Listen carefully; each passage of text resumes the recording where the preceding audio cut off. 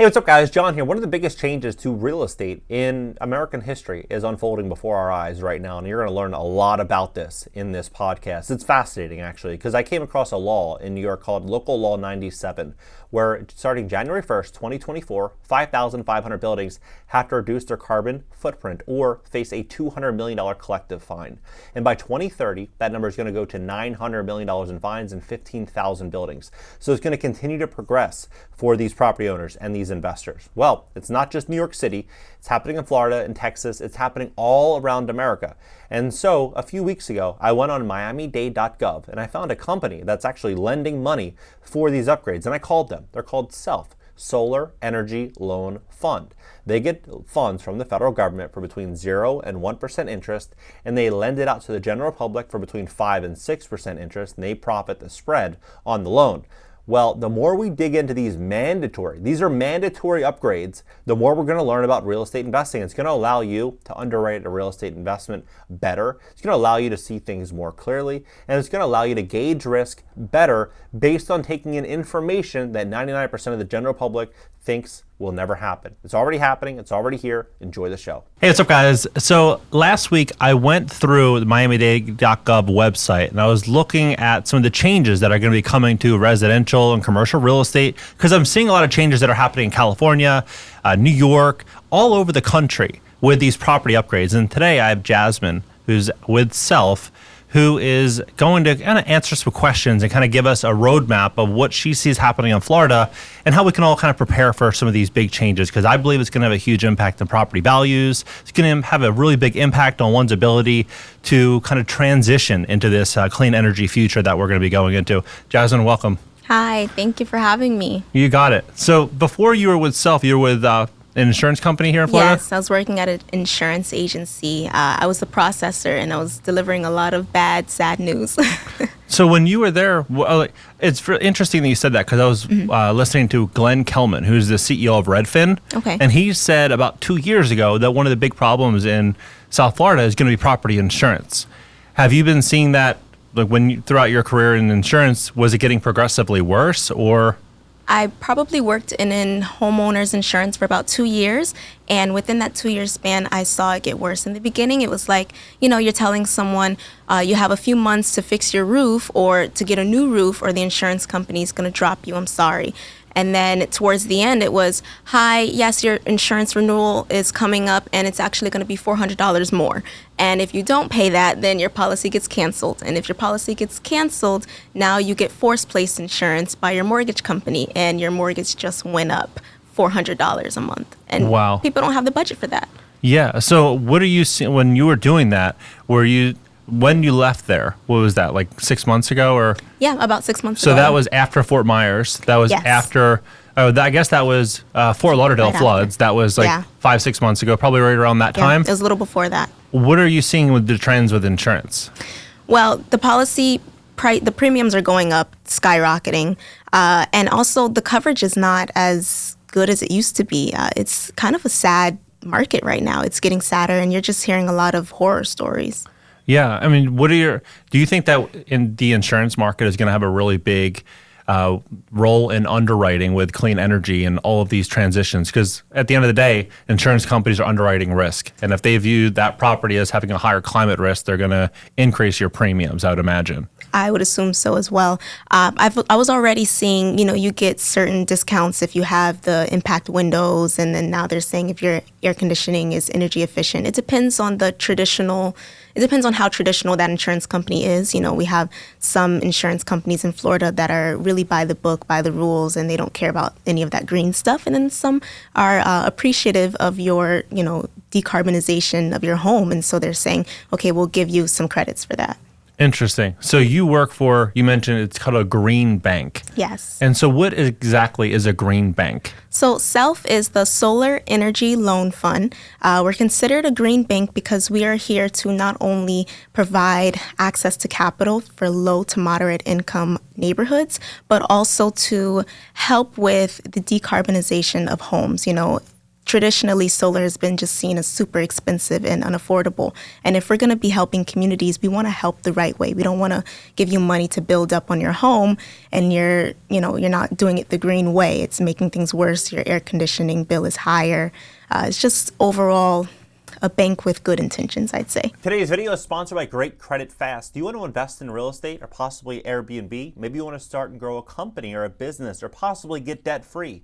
With great credit, you're able to achieve all of this and much, much more. The last thing that you want to do is borrow money from a credit card company paying 25 or 27% interest, because when you look at the real numbers and you look at what's actually happening in the economy, that's the worst strategy and it's almost a guaranteed failure. Take a look at this. So if you're borrowing $10,000 at a 27% interest rate, paying $250 a month, it's going to take about 9 years to pay this off and about $16,000 in wasted resources paid to one of these credit card companies. However, with great credit, you're able to do a balance transfer in most cases and get debt free for 0% interest and pay this off in a fraction of the time. In 2008, banks started tightening up lending restrictions, and that's exactly what they are doing now. They're getting ready to tighten up lending restrictions, meaning that if you have that low credit score, 400, 500, 600 credit score, if you're in that even low 700s, it becomes much more challenging to get access to money. But if you look at Blackstone, for example, Blackstone, they are using their credit and their relationships to raise money. They've just raised $30 billion to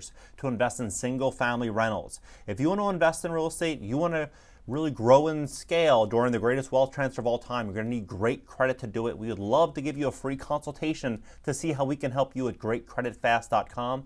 That's greatcreditfast.com, or give us a call at 561-430-5900. Now back to the show. And so the interest rates I saw on your website was like 6% or 7%. Yeah. And I'm like, how do you guys make any money with that? Because like traditional 30-year fixed rate loans today are around that. Yeah, so we get funds from government, from grants, from participating in different things around the country. We get national funds, we get federal funds. So it's more so getting the money at 0 to 1% interest and then being able to lend it out for much lower than a traditional bank would be able to. Got it. And these aren't on the title of or on the deed, or it's not a lien on the property. It's just like a... We have no ownership in your home. It's just a regular loan, just the same way you would go to a bank. And maybe, well, the difference with us is you don't have to have some amazing credit score to not have to go for a predatory loan. You know, we are trying to make it accessible for everyone. There are people who don't have good credit, and you shouldn't have to pay more for that just because you don't have good credit. Our loans are based off the ability to pay. So on a house, let's say 3-bed, 2-bath, 2,000 square foot, not along the coast, but just, Central Florida, a safe, easy, median home in Florida.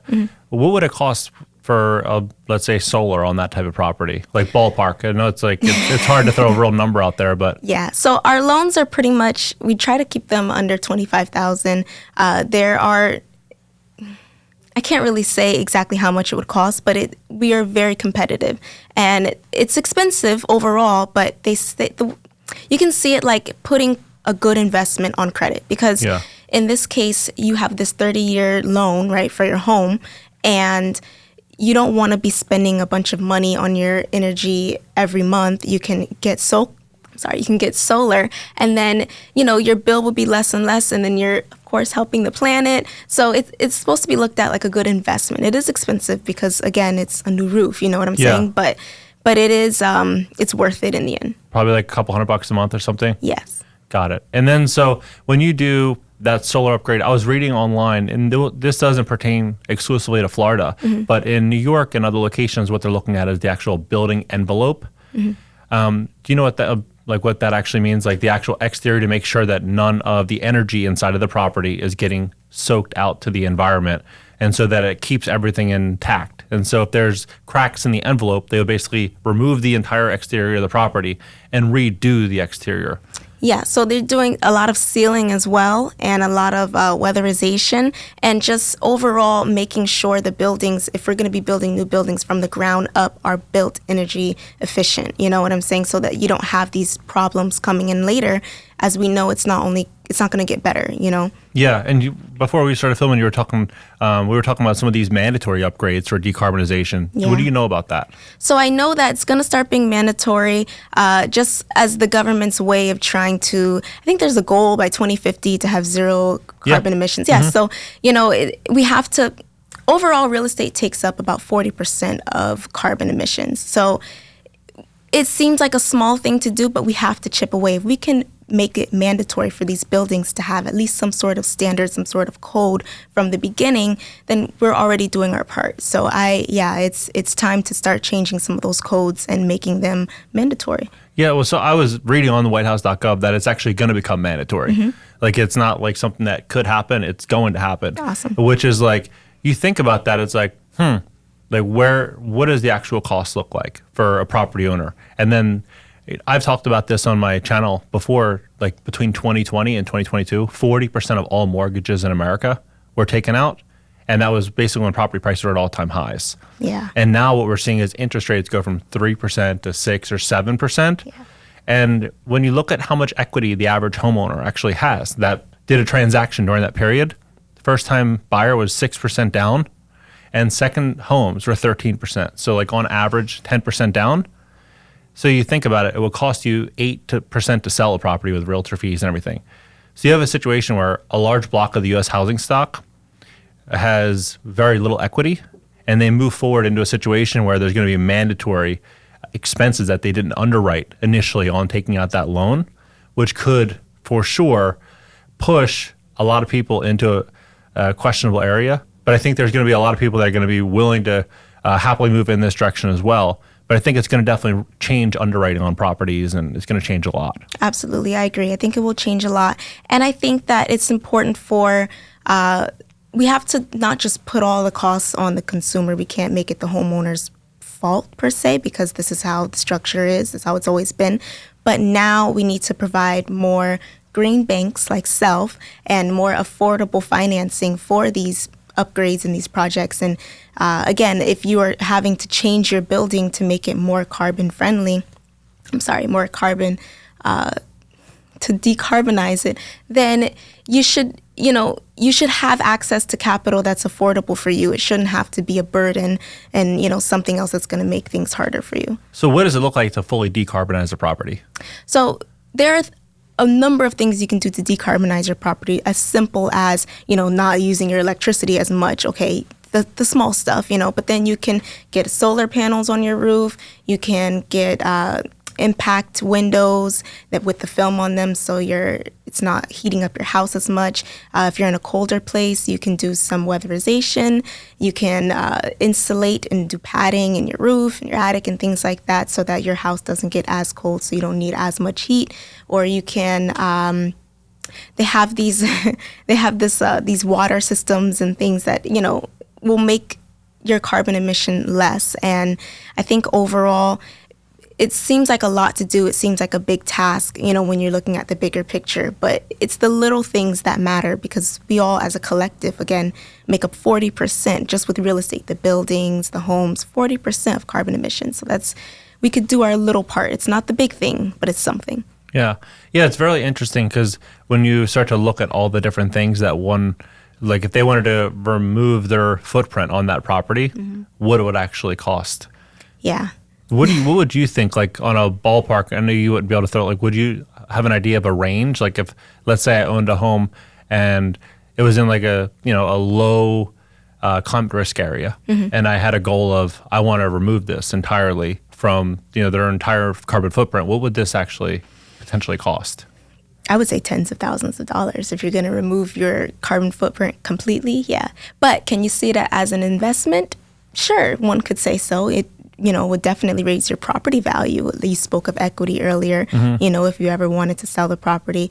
But yeah, it would, I'd say tens of thousands of dollars. Yeah. So I listened to, I read a book, the CEO of Carlisle, David Rubenstein. And it was interesting because it was a collection of interviews with billionaires that he had met and interviewed over the last few years, Bezos and all these different people. And almost every interview, he always said something along the lines of, we're going to see mass repricing of assets going forward because of climate.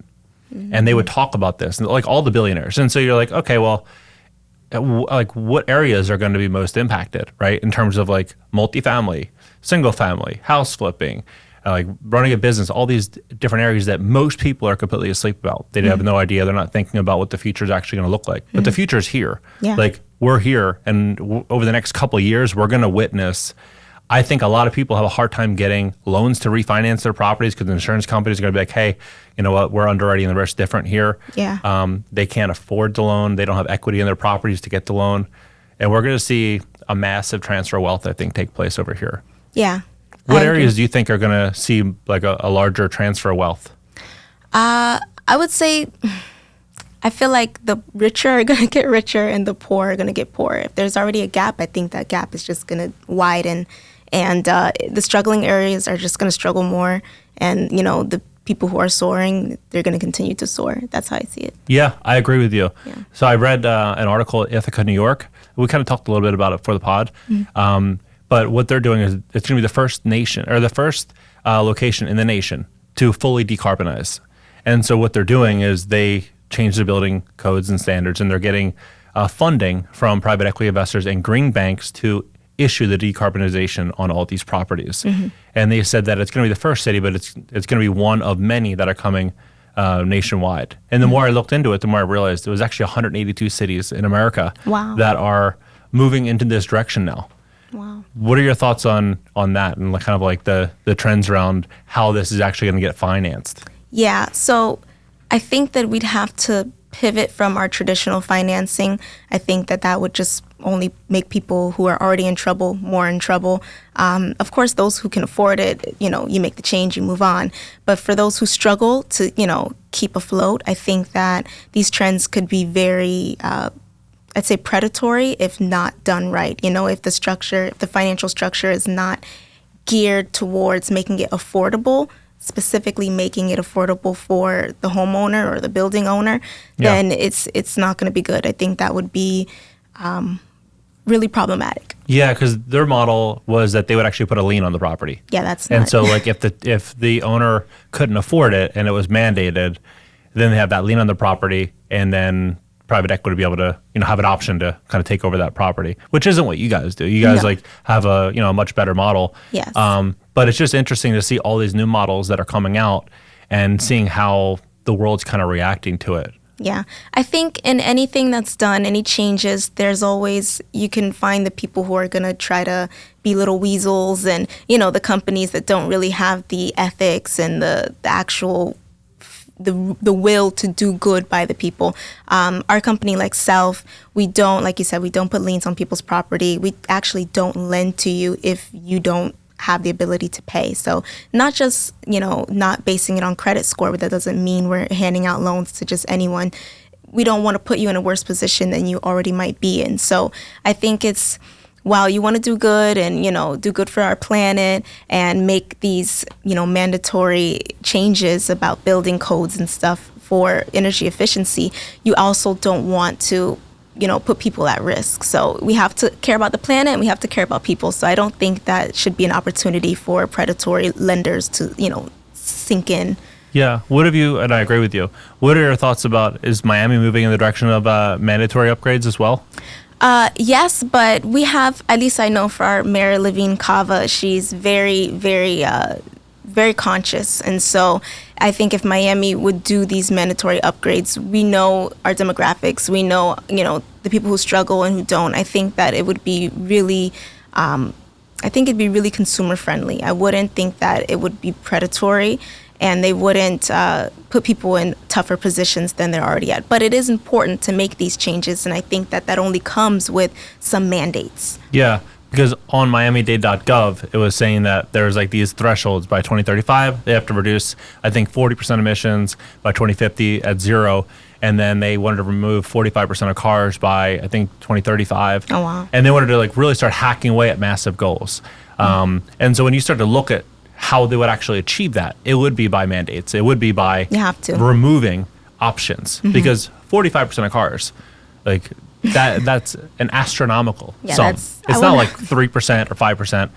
And By when? By 2035? Wow. Yeah, I and didn't know if you that. look in California, they're removing gas vehicles, Yeah. even like large trucks. They're trying to remove fossil fuels from them and move it fully electric.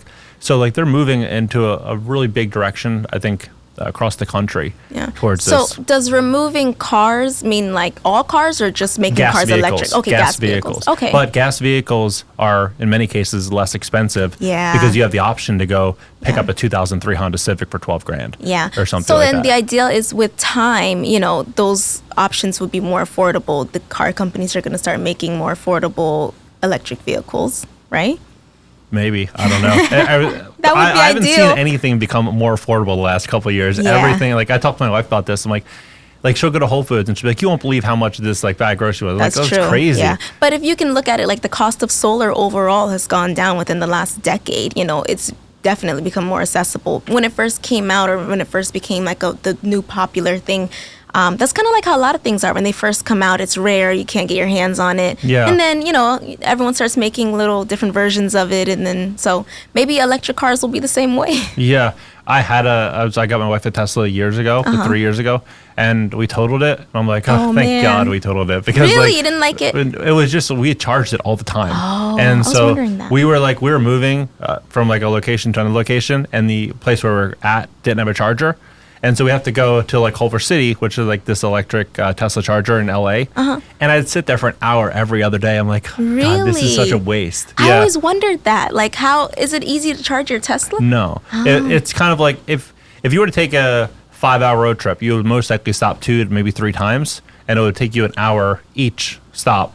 So you'd probably add 35 to 40% on your trip to do I it. did not know that. So it's like, in order for them to really bring forward that many new electric vehicles, I would imagine that they'd probably have to multiply the charging stations. Yeah. And there would be a lot more people sitting charging their cars. Wow. So I do definitely think that we're going to see like a lot of changes. And I think that in change, comes opportunity for people that understand what's happening, like in advance. Yeah.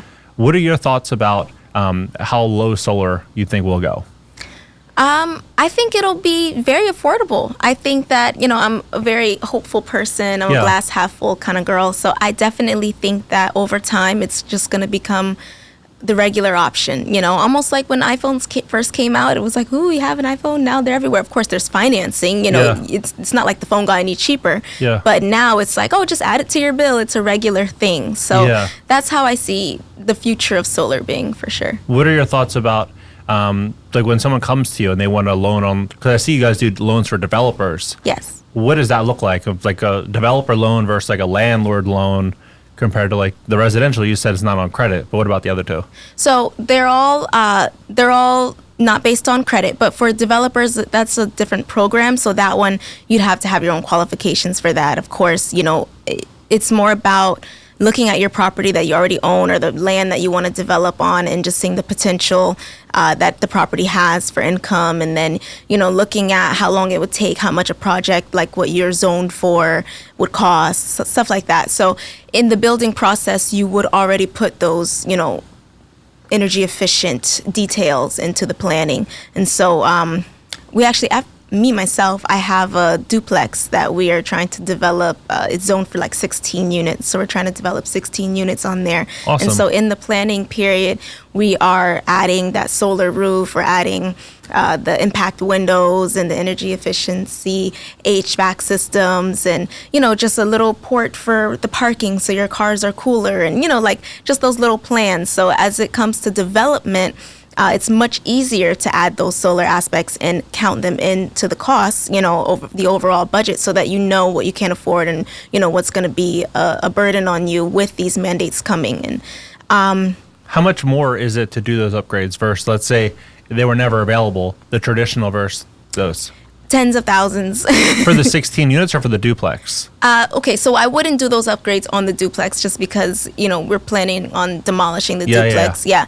But if it was just to make upgrades like that, it'd probably be like, I'd say like 15,000 or something. Oh, like that's that. not bad. Yeah, if I wanted to do like my impact windows and like add some solar panels and stuff. It depends on the size, of course, of the project. The duplex is not very large. It's more so the land that the duplex is on is really large. So 15,000 for 16 units? No, that was just for the duplex. Yeah. But for the 16 units, tens of thousands, because you have to add for each unit, for each air conditioning system, all the windows. Yeah, it would be tens of thousands of dollars. Yeah, because I listened to like a podcast, this was like 2019, of a guy that wanted to fully like do everything on his property. Yeah. And back then it was like I think it was like south of 100K, but it was like north of 80. Yeah. But I don't remember like the exact number. Yeah. So yeah, I think it'll be interesting to see how some of these developers.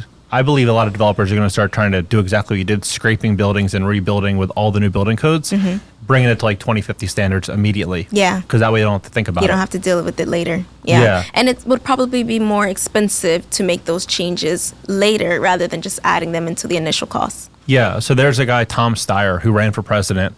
I don't know if it was, I think it was 2020. He obviously didn't win, but he's a multi-billionaire. And now he's taking $1 billion worth of projects and he's buying these multifamily buildings, but they have to be within, it's 3 requirements. 1, they have to have their own large parking lot. 2 is they have to be under 3 stories. And then 3, they need to be like along the Sun Belt or in certain areas. And so what he wants to do is like decarbonize all these properties during this transition that we're in now to kind of like yield some of these benefits. And it's like, if a guy that was running for president that's a multi-billionaire is saying that, and the CEO of Carlisle is saying that, and then like you start to like connect the dots, you look at Local Law 97 in New York, which $200 million in fines for these landlords starting January 1 that don't do all these upgrades. Wow. $900 million by 2030. And so it's like, I agree with you, and that's why I think that it's like, it'll be interesting to see how these landlords and developers kind of like pivot with this change. As a developer, it's worth it to just do it from the start. Yeah. With just a demo and start over? Yeah. But from the start, just think about your carbon footprint, from the beginning. That way you don't have to, go back and make these changes because it's expensive to make the changes, especially if you already have tenants in there. Now everyone has to get out or, you have to make it, you can lose money month to month. If it's rent regulated, you're not getting the tenants out. Yeah. And so it's like, that's true. You can't get the tenants out and then you get hit with these fines. Yeah. And like, it's a mess. Yeah. So like with a situation like that, are you able to find out like your carbon footprint exclusively on that property? Or is it like, do they just say all properties have this certain output? No, you can do an assessment. Oh, I'm forgetting the name, but there is a company, and you can go online and look it up. There are companies that will come out and do a whole test on your whole system. They do it for a lot of like big corporations and stuff, because especially with overhead overall, for if you have a big warehouse or something and you want to switch to being more energy efficient, you can definitely save money month to month that way. So they have these companies that will come out to your business, your home, and they will do an assessment and tell you your carbon footprint and how much you are overusing and what you could change and what systems you can implement to decarbonize. Well, so like I know there's a lot of different companies that sell carbon credits, right? And so would one company that does that inspection, would that be universal across all the companies, or could that vary from another company that then comes out that has a agreement with the government that is pushing forward further mandates, and maybe your carbon footprint is 10% more or 10% less? Yeah, there are some companies that are accredited and some that aren't. So, you definitely want to do your research on what company and see if their inspection would hold up, in the lender's office, to show this is actually my carbon footprint and it's accredited and it's valuable. Do you know what states right now that are demanding more funding or that are like getting more attention for this? Yeah, well, Florida for sure. I know that Self is actually moving into Texas for this purpose. Georgia as well. I'm not sure about any northern, of course, California always. Yeah. New York, like you said, but it's kind of a national thing. Everyone's trying to push towards solar for sure. Can the grid really like upgrade this quick? I don't think it'll be fast. Realistically, I don't think it's something that'll be fast, just mainly because the financing, of course. Well, no, expensive. I mean like even 7-8 years, that's fast. Well, yeah, I think we have to do something, and every little bit counts, every little bit helps. So, while we all have these high goals and saying by this year, this is going to be that and that year, it's worth it to do something. So I don't know how fast the actual change will be able to, happen, or we'll be able to see a change. But yeah, I think with persistence and consistency, we can all make some sort of progress. Got it. So do you guys get a lot of like your clients that are coming maybe from like realtors or from people that are buying a property that are, looking at what it's going to cost to upgrade? Or do you guys get a lot of these people from the government? It's really just homeowners. We're, again, on the Miami-Dade website, so we do get, some people coming through there. But it's mainly just homeowners who I'd say our average consumers, I'm going to tell you a story. Yeah, please. This woman, she had her 6 grandchildren living with her, and one of them had cerebral palsy, and he would get seizures when it got hot. And so she needed a new air conditioning system, but she could not afford one. And someone, told her about Self. She gets with Self, and she automatically qualifies for a low interest loan that's, not based off her credit score, because she could get a loan somewhere else, but it would be, through the roof because she didn't have any credit. And within a week, she got a new air conditioning, and, her kids are cool for the summer. So the average person is just that low to moderate income area who, really can't afford a bank loan, and maybe wouldn't qualify for any good interest rates. So how long does it take start to finish with that lady, for example? So she had her air conditioning within a week. We actually have a network of contractors, and that's another thing. If you're a licensed and insured contractor, you can get on Self's network, and we'll send you the business. And it's just about being able to send our clients qualified contractors who we know are going to get the job done, and then we handle the payment for the contractor, of course, through your loan. But it's better than having someone from the neighborhood and coming and not actually doing the work, taking advantage of grandma with the 6 kids. So it's like we walk you through the whole process. There's a project manager along until completion, so it could be 2 weeks.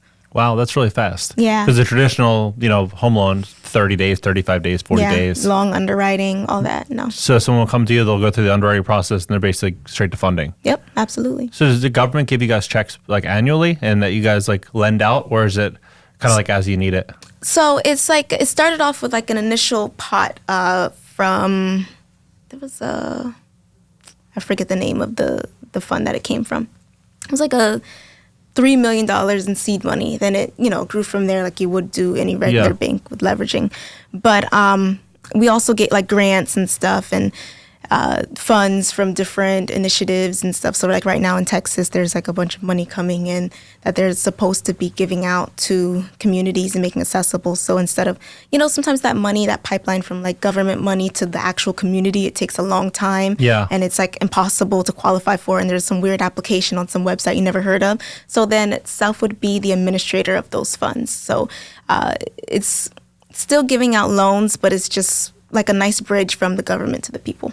What companies are big supporters? Companies? Are there any large corporations that are large supporters that are helping you? No, I wouldn't. Not that I know of. Yeah. I've only been there for a while. But it's mainly large governments that are helping? It's government, yeah. Mm-hmm. Are you guys moving into California? I haven't heard any plans to do so. Of course, the goal is to be everywhere. Yeah, national. But right now they're working on Texas. Interesting. What are your thoughts about the electricity? Not just the solar, but actually changing. Is it how do they actually bring the electricity in? I'm not quite sure. Yeah. Yeah. I don't know if Self does electricity. We just do solar. Oh, so you guys only do solar? Yeah. Yeah. Interesting. Well, of course, loans for regular stuff like a new air conditioning and things like that. But in terms of decarbonization, we do solar panels, weatherization, and the energy efficiency upgrades. So not necessarily anything electric. Let's say, for example, I wanted to buy a property in Miami, and I was very curious about what the future would look like and how my investment would perform based on some of these changes. Would you guys, would I be able to hire you guys or hire a company that would be able to come out and be okay, these are going to be the required changes over the next 10 or 15 years, and they would be able to tell me, and then I could then look at what my cost would be and then see if it made sense for me? Well, not necessarily Self, because Self gives out the loans to the homeowners already, unless you're doing commercial or something. But if you're looking to buy a property, there are companies that will do assessments for you, and they'll look at your projection and see, what it would cost you, but not necessarily Self. That's really interesting.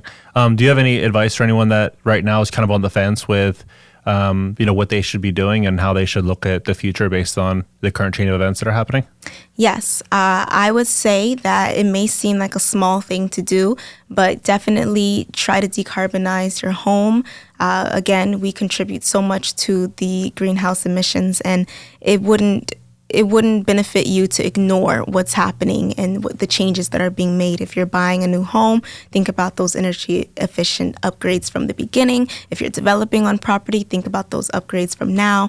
And again, if you have a home already, think about making those changes. Those investments could really come back to help you in the future. Perfect, Jasmine. Thanks a lot for coming on. Thank you so much for having me.